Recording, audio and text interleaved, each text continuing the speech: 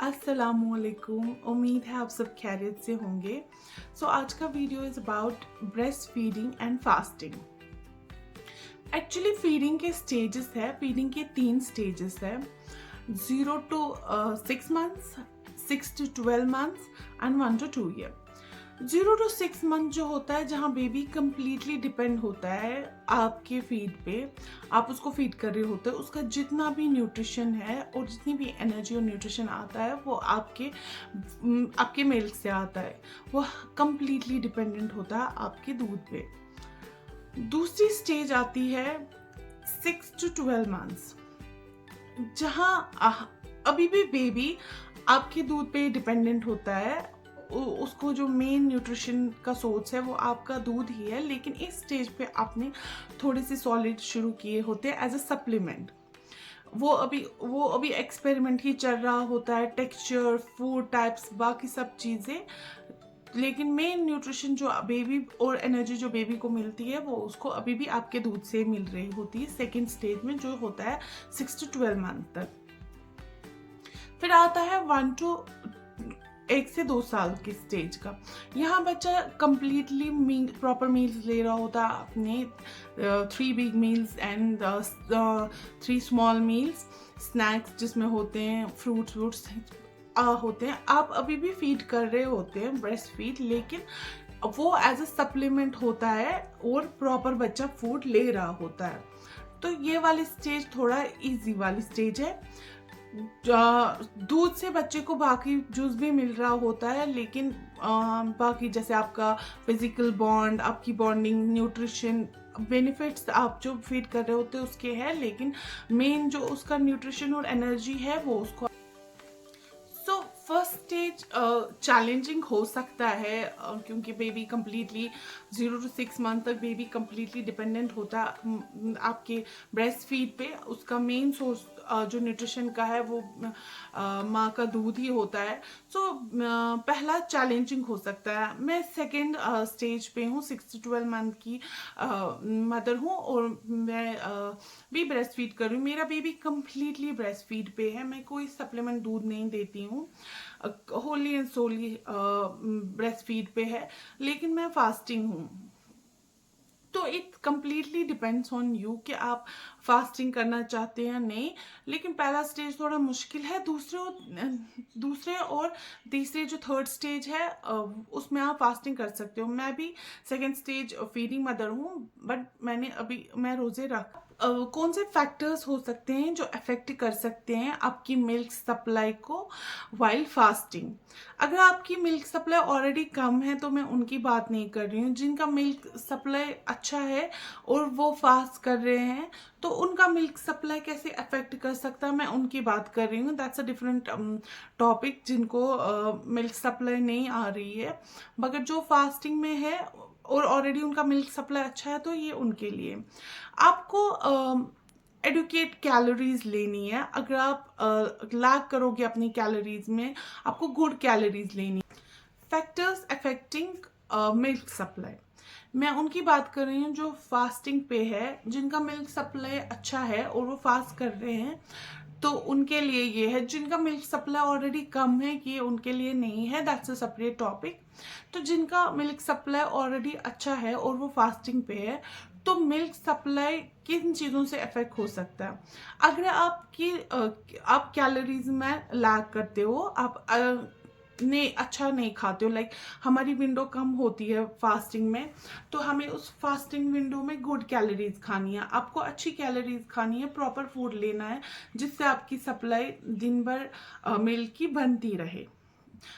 दूसरा है very important, आपको खुद को हाइड्रेटेड रखना है। मुझे बहुत सारे सवाल आए थे कि हम हाइड्रेटेड कैसे रखें, फीडिंग है हम और हम हाइड्रेटेड, एक विंडो है जिसमें आप अपने आप को हाइड्रेटेड रख सकते हो। हम नमाजें पढ़ रहे होते हो, आप बॉटल साइड में रख के सिप पीते रहते। हाइड्रेटेड रहना बहुत ज़रूरी है। जो भी ब्रेस्ट फीडिंग मदर्स फास्टिंग है, उनको एक अच्छा खाना खाना बहुत ज़रूरी है, गुड कैलोरीज लेना एक, और उनको अपनी बॉडी को हाइड्रेट। तीसरा है आपका नर्सिंग फ्रीक्वेंसी क्या है आपकी, आप कितना बच्चे को फीड करते हो। मैं फीडिंग हूँ, मैं wholly and solely breast feed करती हूँ बच्चे को, मैं कोई सप्लीमेंट दूध पे नहीं हूँ। तो ये डिपेंड करता है कि आप कितनी फ्रीक्वेंसी से बच्चे को दूध पिला रहे हो, ये भी आपकी मिल्क सप्लाई पे इफेक्ट करेगा वाइल फास्टिंग। सो एक अच्छा अमाउंट लेना है कैलोरीज का, आपको अच्छा खाना, गुड कैलोरीज खाना, न्यूट्रिशन फूड खाना, आपको न्यूट्रिशियस फूड खाना, आपको अच्छी कैलोरीज लेनी है। दूसरा, अपने आपको हाइड्रेटेड रखना, और तीसरा आपको देखना है कि आप किस फ्रीक्वेंसी। सवाल आते हैं कि मैं ब्रेस्ट फीडिंग मदर हूँ और फास्टिंग मुझे कैसे इफेक्ट करेगी या मेरे फीड को कैसे इफेक्ट करेगी। फास्टिंग आपकी क्वालिटी ऑफ मिल्क को किसी भी एंगल से अफेक्ट नहीं करेगी। आप जब न्यूट्रिशियस खाना ले रहे हो तो उस आपकी क्वालिटी ऑफ मिल्क में कोई इफेक्ट नहीं करेगी फास्टिंग, आपकी बॉडी में कोई इफेक्ट नहीं करेगी। अगर आप अच्छा खाना खा रहे हो, आपने आपको हाइड्रेटेड रख रहे हो, तो कोई इफेक्ट नहीं करेगा। हाँ, मिल्क सप्लाई में थोड़ा हो सकता है, क्योंकि अगर आपकी कैलोरीज कम आएगी, बच्चे आपकी फ्रीक्वेंसी बहुत ज़्यादा है बच्चों को फीड करने के लिए, तो आपकी सप्लाई थोड़ा कम हो सकती है। लेकिन आपका न्यूट्रिशन जो क्वालिटी है दूध का, वो फास्टिंग से उस पर कोई इफेक्ट नहीं होगा। तो अब साइंस है, वार्निंग साइंस है बेबी के लिए, कि बेबी के क्या वार्निंग साइंस है, कि आप फीडिंग हो, कि बेबी को आपकी सप्लाई प्रॉपर जा रही है कि नहीं, उसको मिल्क प्रॉपर मिल रहा है या नहीं। नंबर ऑफ डायपर्स, आप जब डायपर्स चेंज करते हो, यू नो कि वेट नंबर ऑफ डायपर्स पूरे दिन में कितने हैं। तो अगर आपको डायपर्स कम मिल रहे हैं, वेट वेट डायपर्स का नंबर कम मिल रहा है, दैट मीन्स बेबी को प्रॉपर फूड नहीं मिल रहा है, प्रॉपर मिल्क नहीं जा रहा, उसको प्रॉपर न्यूट्रिशन नहीं मिल रहा है, बेबी डिहाइड्रेटेड है। दूसरा साइन होता है कि जब आप बेबी को फीड कर रहे हो तो बेबी फसी हो रहा है। अगर बेबी पूरा दिन ही फसी है तो दैट मीन्स समथिंग, कुछ और है, समथिंग एल्स इज देयर। लेकिन जब आप उसको फीड करने के लिए ले रहे हो और वो फीड पे फंसी हो रहा है, दैट मीन्स मिल्क, आपकी जो सप्लाई है मिल्क की, वो इफेक्ट हो रही है।